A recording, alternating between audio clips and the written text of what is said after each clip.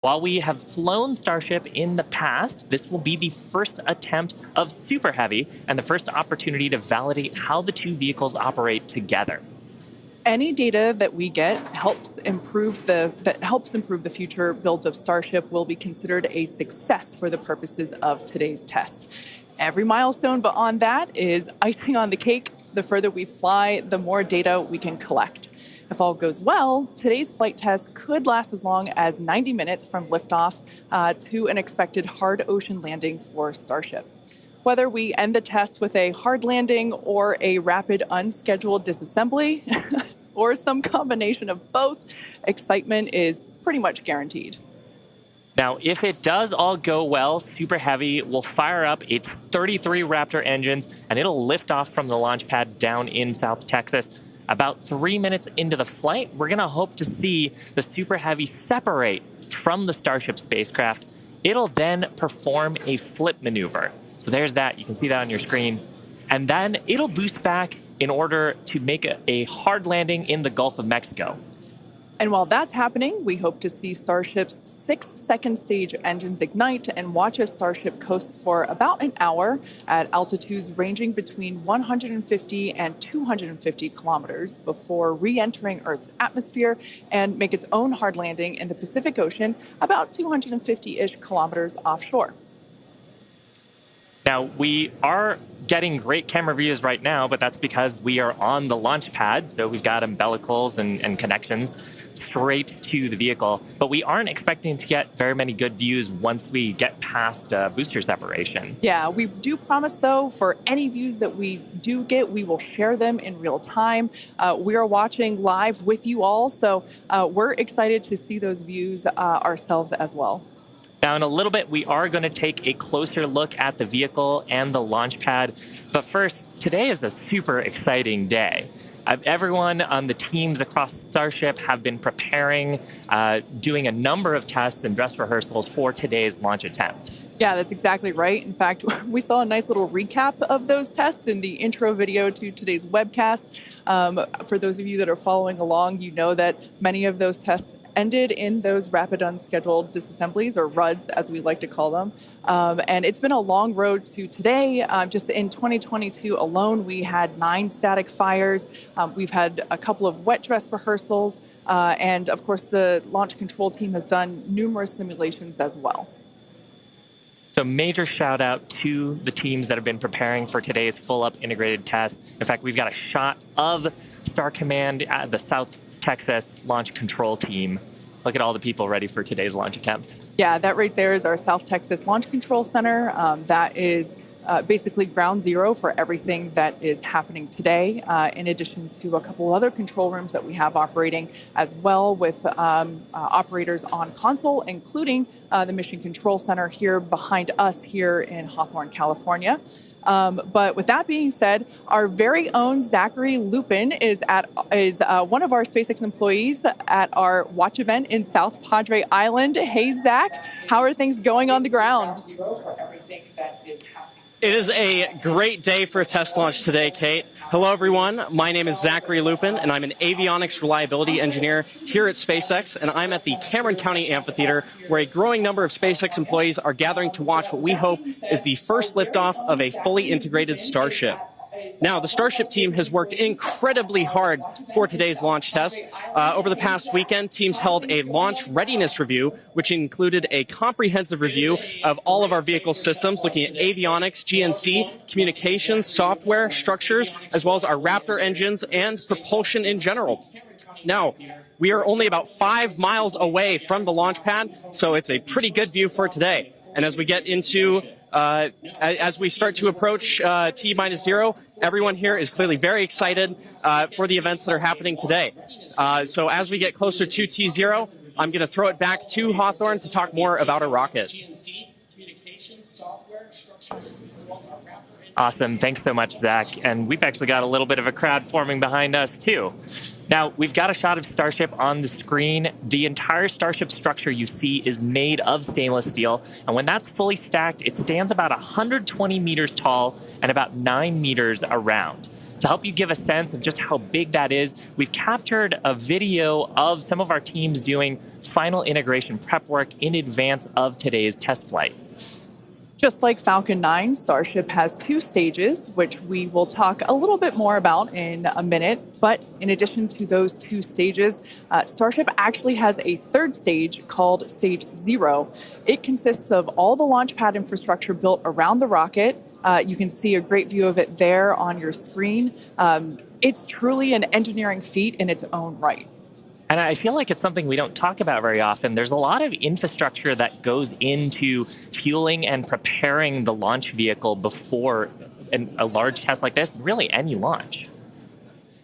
Now, let's talk about Super Heavy. The name says it all. It's super, it's heavy, it's super heavy. It goes by some other names, the first stage or the booster, but whatever you call it, the Super Heavy will be the vehicle responsible for powering Starship against that mighty gravitational pull we've got here on Earth. And when it's fully operational, it's going to get Starship to orbit. The booster alone stands about 70 meters tall and is about the same height as a fully integrated Falcon 9, but with a diameter roughly 2.5 times that of Falcon 9 and with 33 much larger engines. Yeah, and having those engines, and oh my gosh, I love this shot. We can see looking up into the launch mount at the 33 engines on the booster.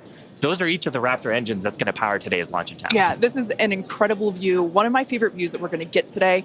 We don't have this kind of view on our Falcon 9 launches, so this is so exciting to see. You can even make out the paint markers indicating which engine is which. Like we said, there are 33 of them.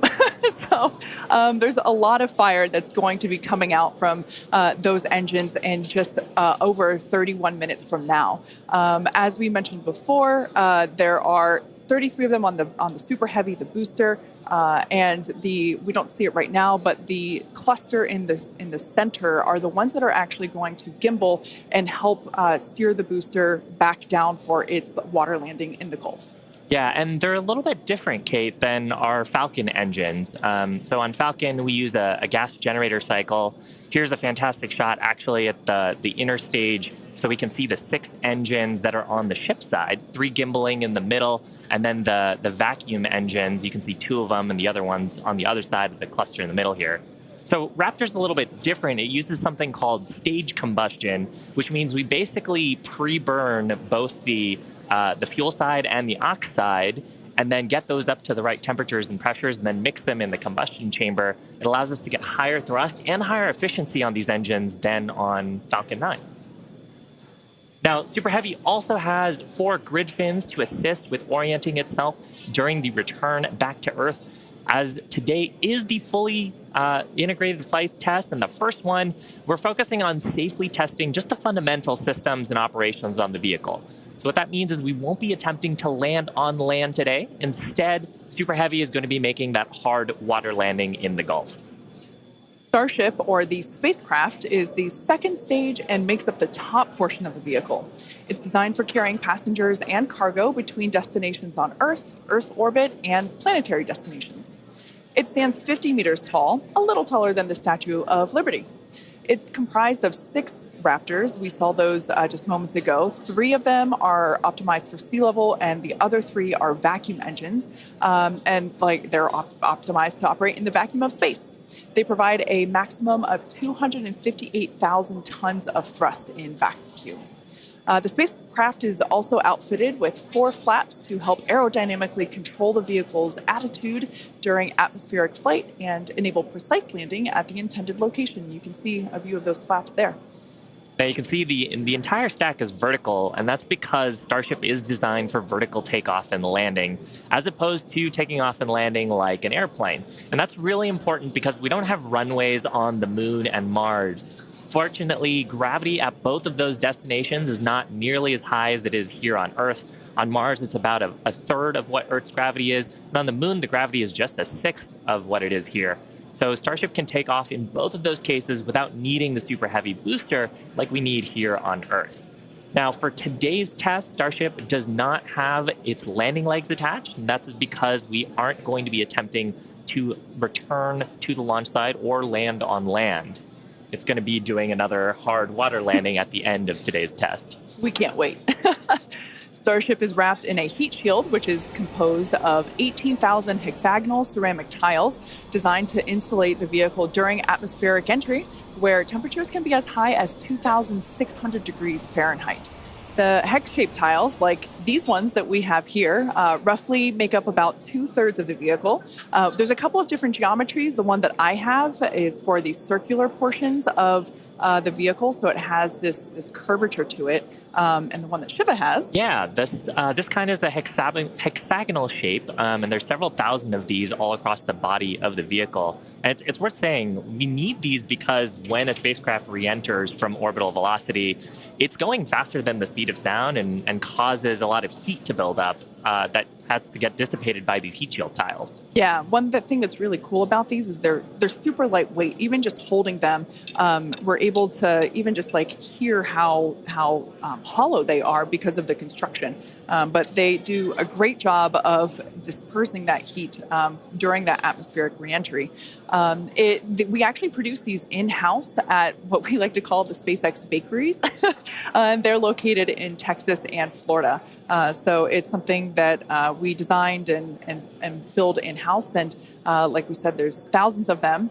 You can kind of see them on the exterior of the vehicle.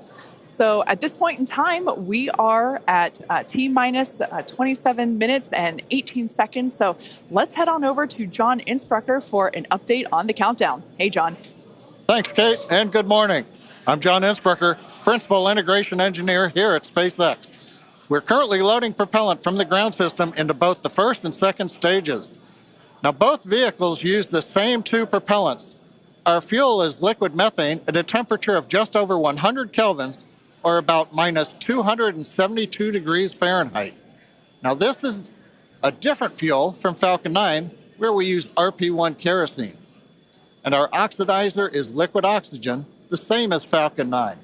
But because there's no oxygen in space to support combustion, we have to bring our own. Now, a little bit of a recap. We did the go, no go poll at T-minus 1 hour and 45 minutes. And once the team gave their goes, we polled about 20 folks.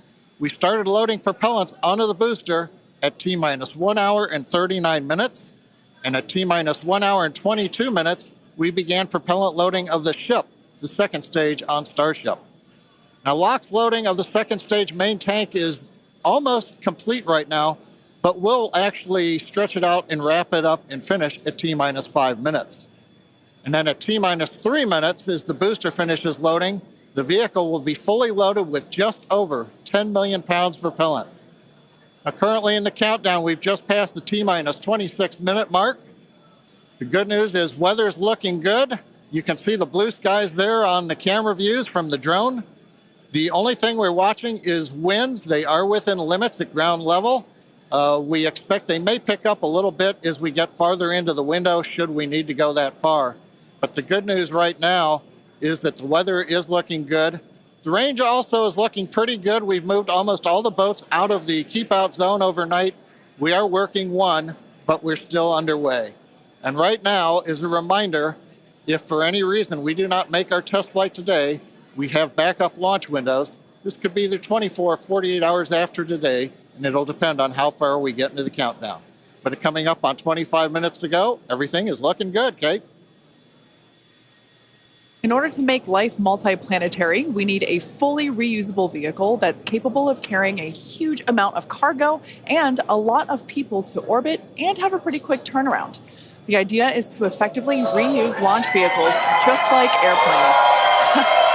Crowd is getting excited here in Hawthorne behind Mission Control, as you can hear. Now, imagine if you had to wait for a new airplane to be constructed every time you wanted to fly. You'd rarely go anywhere, and it would probably be completely unaffordable for most of us. In order for us to get to Mars and back with lots of people, multiple times, reusability is a must. Now, in the near term and a bit closer to home here on Earth, Starship will be critical to other programs as well. Once it's operational, Starship will deliver the full-size and upgraded version of our Starlink satellites. And that's super exciting because our next generation satellites represent a step forward in Starlink's capabilities and will provide more bandwidth and increased reliability. Fuel load has started on ship. to connect millions of people around the world with high-speed internet. And of course, Starship will fly a number of human spaceflight missions in the lead up to our first missions to Mars. Entrepreneur and pilot Jared Isaacman will command the first human spaceflight on Starship as part of the Polaris program. Jared served as a commander for Inspiration 4, the first all-civilian mission to orbit. Inspiration 4 launched aboard our Dragon spacecraft and Falcon 9 in September 2021, raising over $240 million for St. Jude Children's Research Hospital. The first human spaceflight on Starship will launch as part of the Polaris program, and you can learn more about that series of missions at polarisprogram.com. Now, our first lunar mission around the moon aboard Starship will be led by Japanese entrepreneur Yusaku Maezawa, also known as MZ. MZ flew to space for the first time in December 2021, he purchased all of the seats aboard Starship's first lunar mission in order to give artists and creators from all over the world the opportunity to go. And the hope is that what they will create in space will further inspire all of us here back on planet Earth. Now, over 1 million people applied for this mission, and earlier this year, they announced the final 8 crew members were selected, and you can learn more about them and MZ's mission at dearmoon.earth. Dennis and Akiko Tito are the first 2 crew members announced to fly on Starship's second commercial spaceflight around the moon. This will be Dennis's second mission to space after becoming the first commercial astronaut to visit the International Space Station in 2001, and Akiko will be among the first women to fly around the moon on a Starship. The Titos joined the mission to contribute to SpaceX's long-term goal to advance human spaceflight and help make life multiplanetary. SpaceX is also incredibly honored to be part of NASA's Artemis program to establish a sustainable presence on the moon to prepare for missions to Mars. Starship's early test launches, followed by those regular Starlink deployment missions and propellant transfer demonstrations, are directly advancing NASA's Artemis program, along with SpaceX's ongoing mission to make life multiplanetary. SpaceX will conduct an uncrewed demonstration mission to the moon prior to the Artemis 3 mission, which will mark humanity's first return to the lunar surface in more than 50 years. It's an exciting future, but let's talk a little about how we got to today. Now, Starship testing ramped up in July of 2019 with the Star Hopper prototype. It's sort of a short version of the Starship that we see today. There's a picture of it on your screen, the lovable water tower. Now, standing at just over 18 meters tall, the Star Hopper had a single engine and was test flown to perform landing and low-level altitude maneuvers. Starship's initial flight test was a hop that reached about 20 meters in altitude. This was followed by a second hop, the one that we've got on our screen, that rose to 150 meters in altitude. We took a little jaunt away from the launch pad and ended up landing about 100 meters or so further away from it, and you can see that on your screen. Now, notably, this was the first time that we had used a Raptor engine in flight and demonstrated control of this kind. As a Star Wars fan, I can't not see a flying R2-D2 there. Now, after a series of 150-meter hop tests with earlier prototypes, the Starship program saw a huge breakthrough during a test flight of the vehicle known as serial number 8, or SN8. SN8 demonstrated a first-of-its-kind controlled aerodynamic descent and landing flip maneuver. Yes, I'm talking about the belly flop. This 12.5-kilometer hop test took place December 2020 and saw the SN8 prototype ascend to an altitude of 12.5 kilometers and conduct a belly flop maneuver. While it didn't stick the landing, the test was a major milestone in the development of Starship. I love seeing the belly flop maneuver. Now, testing continued with the prototype on serial number 9. That was a 10-kilometer flight test in February of 2021. We had a nominal ascent, engine cutoff, reorientation, and controlled descent were stable. However, we unfortunately had a dramatic ending to the end of that flight when we had a failure on its engine to relight. That resulted in one of those rapid unscheduled disassemblies. But what was really, really exciting about both serial numbers 8 and 9 is how quickly we were able to achieve just our primary objectives in those two high-altitude test flights. In addition to getting lots of great data, Starship successfully demonstrated control of the vehicle and subsonic re-entry capability. Ultimately, we performed 9 Starship high-altitude test flights in total, and in May of 2021, SN-15 launched from Starbase, reached an altitude of about 10 kilometers, performed a number of maneuvers, and safely returned to the launch site. This was the first Starship prototype to fly, control its descent, safely land, and to be recovered in one piece. Now, having achieved that success in our suborbital campaign, one of the next big challenges for upper stage reusability is to survive the high heating hypersonic phase of entry. Combined with the ability to refill our Starship's tank with fuel and oxygen while on orbit is what will enable a fully reusable transportation system that's designed to carry both crew and cargo on these long-duration interplanetary flights. And that's ultimately what will help humanity return to the moon and travel to Mars and beyond in our solar system. So as you can tell, it is nothing but an iterative process to get to the point that we are today and where we will go from here. That iteration is a core process of how we work here at SpaceX. We like to fly and we like to test early and often, both on the side of hardware and software. Yeah, that's an awesome point, Kate. Now, we are continuing our countdown to Starship liftoff just over 17 minutes from now. So, of course, let's check in with John for another status update. John? Thanks, Shiva. Clock is coming up on T-minus 17 minutes from liftoff. We're continuing to click towards zero. However, right now, we've just begun listening in. The first stage team is working a pressurization issue. They're troubleshooting that right now. Now, we do have the option, if need be, if we can't solve this, then we would hold the count and probably treat today as a wet dress and not be able to launch. However, we are continuing to do propellant loading on both the Super Heavy and the ship stages. Now, most recently, we began loading liquid oxygen and methane fuel into the header tanks on Starship. At the very top, just underneath the nose there are 2 small spherical tanks. That's where the fuel and liquid oxygen header tanks are. That started at T-minus 27 minutes, and that propellant loading will continue until T-minus 9 minutes. We'll also continue loading the main tanks of the Starship second stage, although they're pretty much full right now. Everything will drain back as we get ready for launch at T-minus 5 minutes. Now, on the first stage, we're continuing to load the massive amount of propellant onto the Super Heavy booster. That's going to continue until T-minus 3 minutes. You can see the frost line on some of the views as both liquid methane and liquid oxygen go into the tank. It's 16 minutes and counting. We're also currently configuring the launch pad for liftoff. The booster hold downs are being prepared for the release at liftoff, and the second stage quick disconnect is beginning its configuration for release. The liquid oxygen and methane that are going into the second stage go through that quick disconnect. You can see it in some of the views, the arm that comes out just to the base of the second stage. That'll move out of the way as we lift off. At the same time, the SpaceX team continues to check in with the Coast Guard. We're working one boat that's in the safety perimeter. They are working to get that boat out of the way. We cleared several other boats out overnight. We're down to one, and we expect that'll be clear so that we can proceed with launch out over the Gulf of Mexico. But as a reminder, T-minus 15 minutes, 10 seconds and counting. We are working an issue on the first stage, and we'll bring an update as we get more insight into that issue.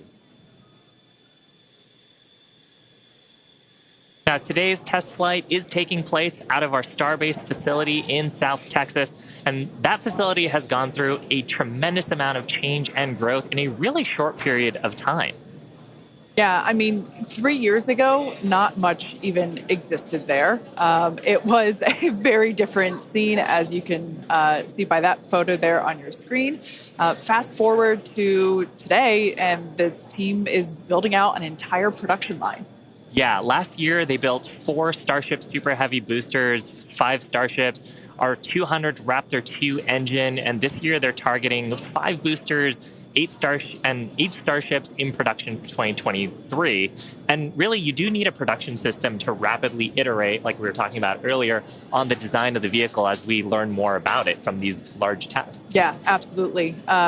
Pulling on my industrial engineering background, system fill is something that is critical to that goal. Being able to produce and launch multiple starships means that we have to have a system full of those production vehicles, and we iterate on each one. So even the next Starship that will fly in whatever the next test is will be different than the one that you see there on your screen now. Now, the employees who have been at SpaceX a while say that Starbase does remind them of the early Falcon 1 days, except moving a whole lot faster. The team at Starbase is expanding as fast as the facilities are, and if you've ever wondered what life at Starbase is like, here's a quick peek.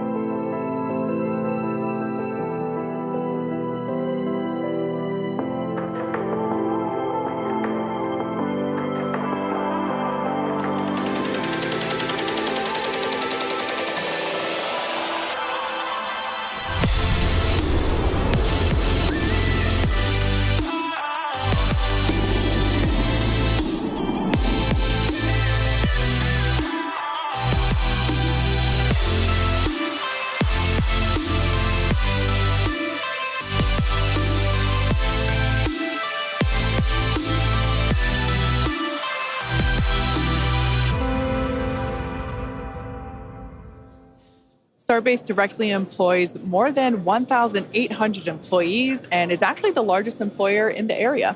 Yeah, and from that video, you can really tell, like, it's a beautiful location. It's close to the ocean. There's tons of wildlife. And that's because being close to the equator is actually a fantastic way to get to orbit. Yeah, I love that we have so many employee events that allow us to participate with ocean cleanup and other environmental efforts there. We'd also like to thank Cameron County for being so supportive for all of our work in that area. Now, in addition to Starbase, we'll soon be adding another Texas location to the SpaceX family.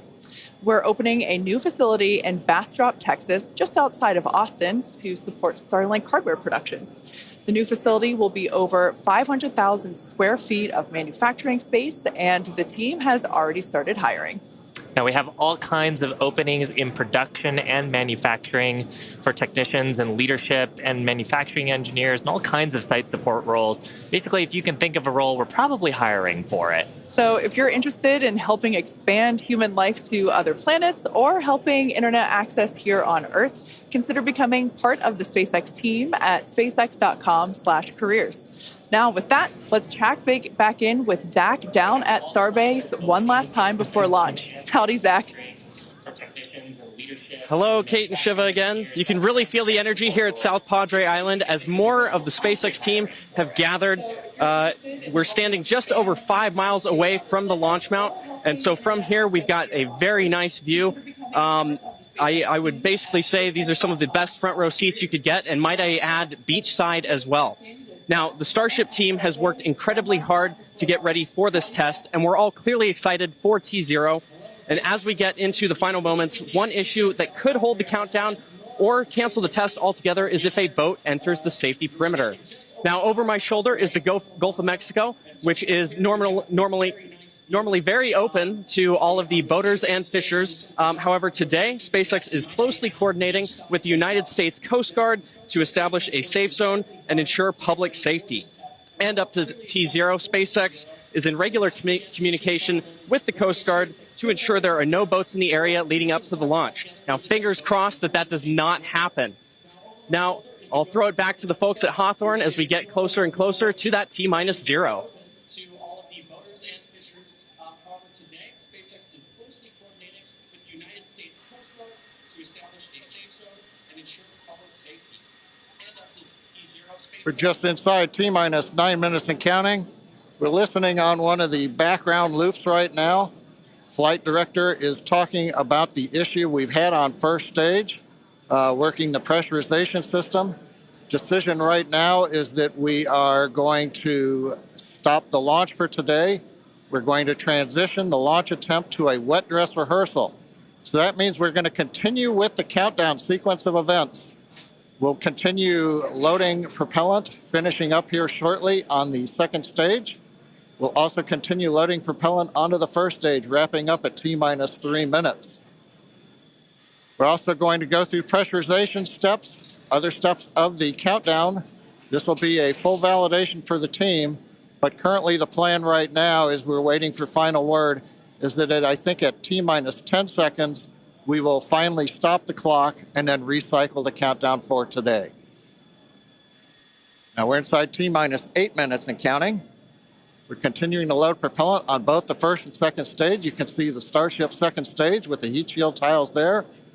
Carriage arms are open. You can see the condensation around the first stage tank as we load liquid methane, liquid oxygen into the large super heavy first stage. Now that propellant loading is continuing until T-minus 3 minutes. As a reminder, and there's our great view looking up at the Raptor engines, the 33 engines. There's an outer ring of 20 engines, and then there's an inner set of 13. Those are the engines that can gimbal and adjust the course of the Starship vehicle on the way up. And of course, the first stage as it comes back down towards the water landing in the Gulf of Mexico. Now, when both stages are loaded, you can see the condensation frost on the side of the first stage. We'll have just over 10 million pounds of liquid propellant on board. Inside T-minus 7 minutes, we're continuing to count. Team is preparing for the hold and scrub at T-minus 10 seconds. Now, the good news is everything's been going good. We're just working that one issue. So we are continuing to count. Team will get this as an excellent opportunity to run the end-to-end of the system. Now, in a launch, in the next few minutes, the guidance system would be performing its final alignment. We will be doing that this morning. The automated flight termination system would be armed. We won't need to arm it today as we won't be flying. And we'll do final thrust vector control checkouts, what we call wiggles of the Raptor engines on the first and second stages. Now, normally in a countdown, if we needed to hold, there's a view of the second stage Raptor engines just above the first stage. Now, as I mentioned, in a regular countdown, if we needed to hold, that would come at T-minus 40 seconds. That's the point in the countdown where we can pause to wait for final checkouts or pressurization to complete. Now, earlier this morning, we thought we might have to hold at 40 seconds. Everything's looking good, except for the one pressurization issue that the team is going to have to troubleshoot after this morning. So we won't stop at 40 seconds right now. We'll continue all the way down to 10 seconds, and then we'll go into a recycle.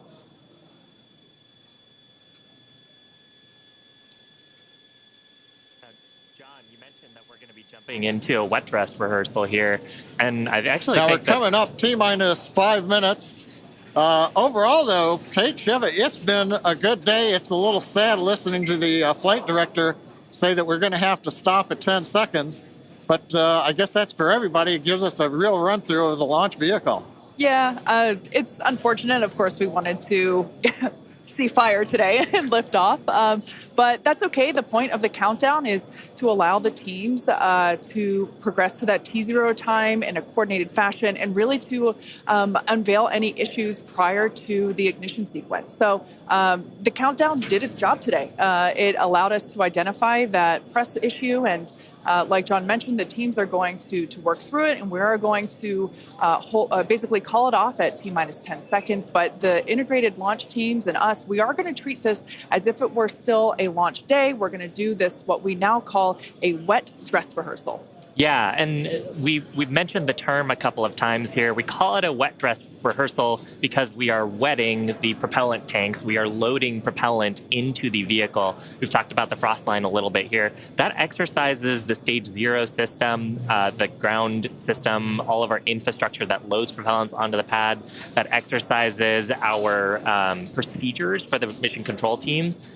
We're monitoring telemetry on the mission control consoles, looking at the pressures and the rates and the temperatures. And some of those things look a little bit different when you're getting up to the pre-flight pressurization levels and full propellant load. So we're learning things today about the integrated tests that are going to set us up for success in a future attempt later on, hopefully in the next 48 hours or so.